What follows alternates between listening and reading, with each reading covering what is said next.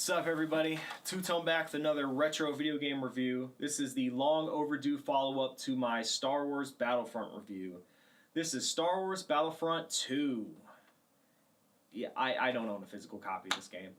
Anyway, it was released in 2005, came out on PlayStation 2, Microsoft Xbox, and Microsoft Windows. Now, I didn't play it back in the day on the original Xbox, but I will be reviewing the PC version here.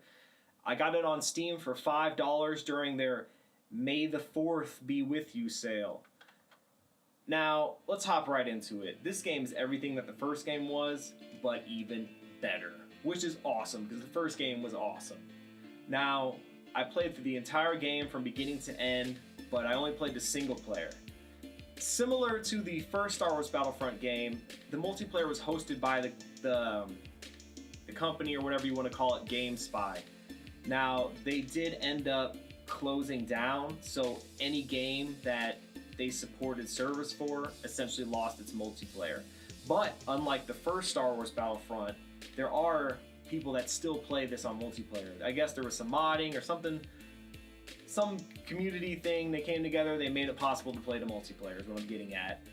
Now, even though that is the case, I didn't even bother. When I checked the servers, there was really only a handful of people playing it, so I just played through the single player.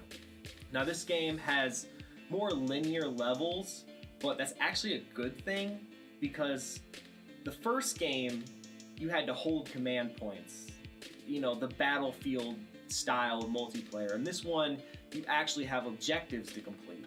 And the levels are very unique. And the objectives that you complete are quite clever, and I think they really go along well with each level.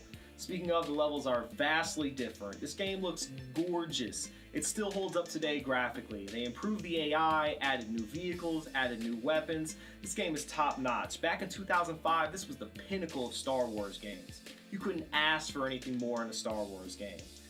And today, it's still a really good Star Wars game. And that's saying a lot because there's a gazillion Star Wars games out there. Not all of them that great, but there's still a lot of them. What I'm really trying to get at is, if you missed my first review, I gave the first Star Wars Battlefront a 9 out of 10.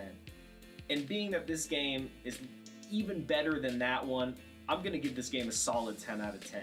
So do yourself a favor, check this game out. It's still on Steam, you can still get it there. You can still get physical copies for it on PlayStation 2 and Xbox, which would be cool. I'm pretty sure the PS2 versions you can get for like 10 to 20 bucks, but for some reason the Xbox version is getting up there. People are charging like 50 bucks for that. Screw it, just get it on Steam. But yeah, go check it out, enjoy it. It is definitely going to go down in history as one of the better Star Wars games. Thanks a lot for checking out this review. Two-Tone signing out. I'll catch y'all later. Peace.